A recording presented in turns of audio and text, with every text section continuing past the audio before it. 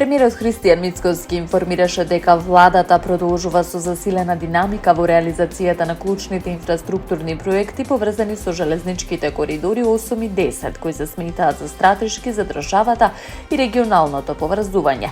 Тој посочи дека проектот брза пруга коридор 10 е во напредна фаза, при што физибилити студијата и студијата за влијание врз животната средина се при крај.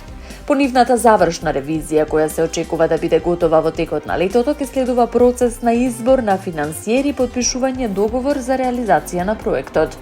Мицкоски нагласи дека веќе постои индикативна понуда од потенцијален инвеститор, а доколку сите услови бидат исполнети, изградбата на брзата пруга би можела да започне на почетокот на следната година. Во однос на коридорот 8, премиерот истакна дека проектот се реализира со континуирана динамика. Во тек се градежни активности на делницата Куманово граничен премин кон Бугарија, при што е пробиен и последниот тунел од втората секција.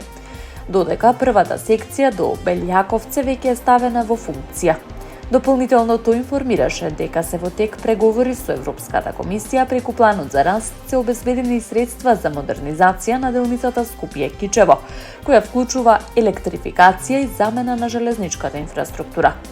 Според најавите, целосното завршување на железничките коридори од Кичево до границата со Бугарија се очекува во периодот 2029-2030 година, со што би се заокружила една од најголемите инфраструктурни инвестиции во земјава.